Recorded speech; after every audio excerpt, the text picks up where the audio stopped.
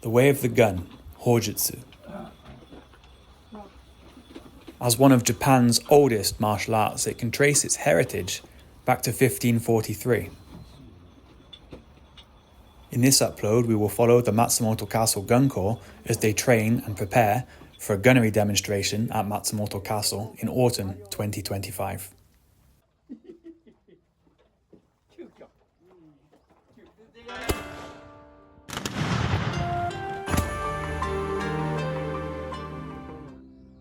The autumn gunnery demonstration at Matsumoto Castle is the largest event for the Matsumoto Castle Guncore during the year.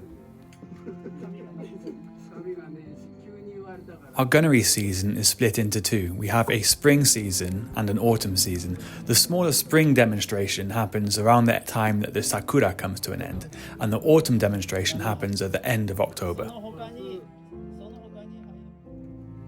In order to prepare for a demonstration, first of all we have to go to our gunnery range at the neighbouring town of Azumino in order to rehearse the gunnery skills that we need and to train the new gunners in what they need to know so that we can have a successful exercise. If you're interested in seeing what our new recruits get up to and what our basic training is, you can follow the link above. By the time we arrive at the training venue, the captain, the deputy captain and the chief instructor will have already decided what the schedule of shooting is going to be.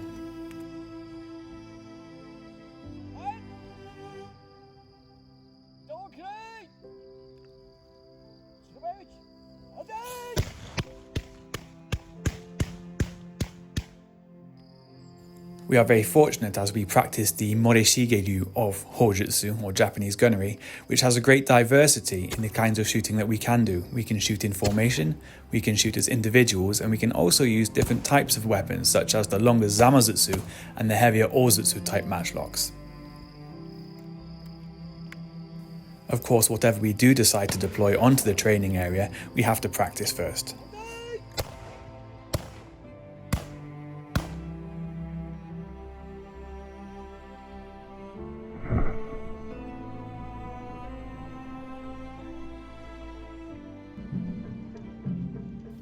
And then once the rehearsals are complete, which normally takes around 10 to 12 hours, we can go to Matsumoto Castle and join some of our colleagues from the Aichi Teppotai, who you can see here, and the Sunpu Teppotai as well. The Aichi Teppotai comes from a very rich cultural era of Japan, and during the Edo era, Aichi was a crucial region, particularly known for its prominent samurai history, with many leading lords, or daimyo, of the time coming from the Owari and Mikawa provinces, which are now Aichi.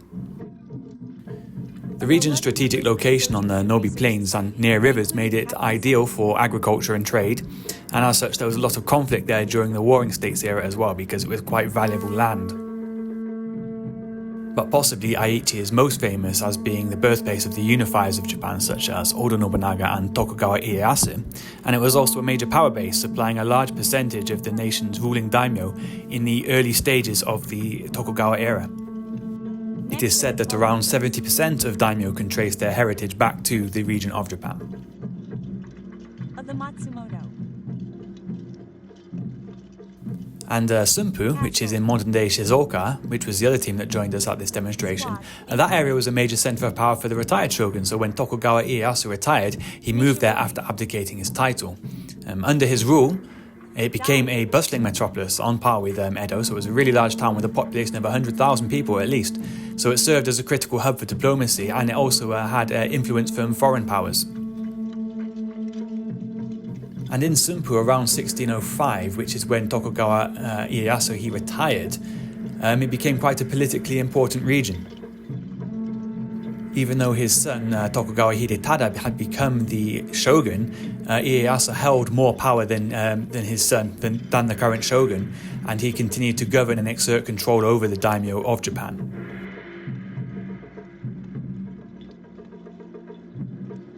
So along with Aichi Teppotai and Sunpu Teppotai, we have the Matsumoto-jo, the Matsumoto Castle Teppotai as well, forming a complete regiment of gunners. We were quite lucky at this demonstration to have a crowd of around 4,000 people watching us, so it was one of the largest we've had, certainly since 2019 when we had to take a little bit of hiatus, so it's good to see that people are coming back to the city and coming to see our gunnery demonstrations again. So as is tradition, we are going to open the gunnery demonstration with a shot from the Tanzutsu carried by the captain.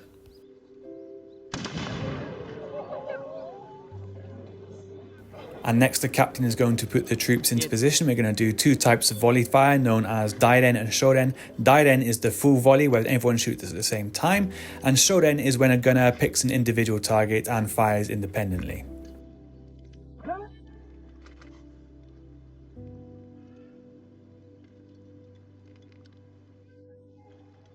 Now.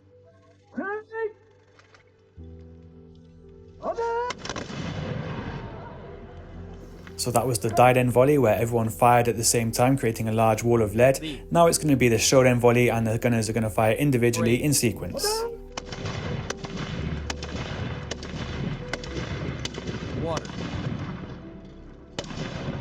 You may have heard there were only 9 shots there should have been 10.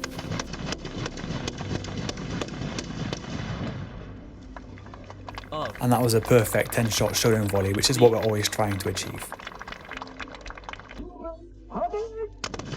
And now the captain has split the team into several smaller teppotai, so each smaller group can fire at a separate target.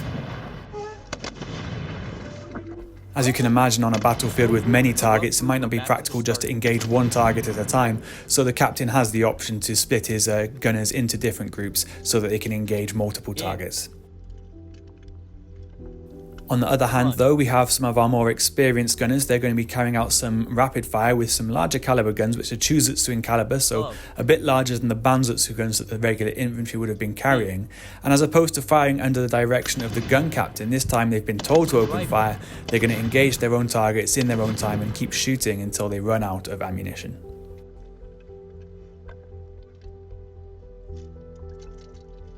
This kind of tactic was more common by the samurai gunners during the Warring States era, and even during some of the later battles such as the Mito Rebellion and the Boshin War as well. The samurai didn't have to do anything, strictly speaking, under the control of anyone. They were expected to use their greatest skill and courage to identify their own dangerous targets, and those would typically be cavalry, troops in cover, or other samurai.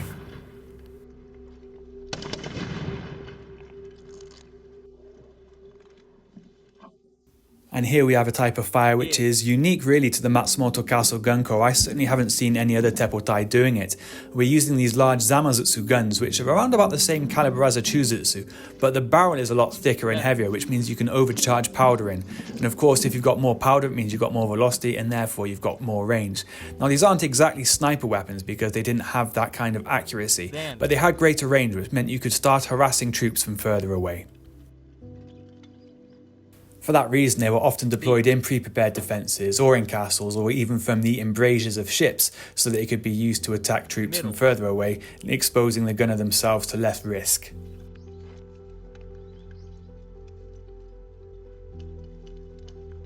The barricades we have here aren't exactly shields. Actually, what we've got these constructed for is just to replicate the castle walls, because Matsumoto Castle actually has 115 firing positions, and we like to show what kind of firepower could be deployed from inside our own castle.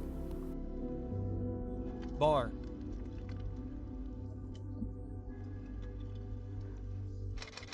The way to face Switzerland is yes.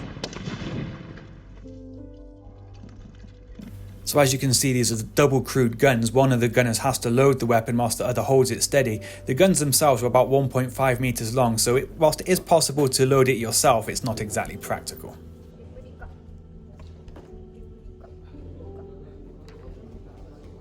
And finally, once the gunnery demonstration is complete, of course, we have to look after the weapons and put them back into perfect condition. Everything that we use is an original. None of these guns are reconstructions, so it's important to make sure that we can pass on the heritage and keep these going. It's impossible, for example, to get replacement parts or new things made, so if we do damage any of the guns, that's a piece of culture and history lost forever. So thank you for joining us here today and watching us at our 2025 Autumn Gunnery demonstration. You can find out more at gunsamurai.com, which also has the links to all of our social media as well. Okay, so now we finished. Time for a little bit of fun with an 1875 model Winchester BB gun, which I've never used before. So let's see how this goes.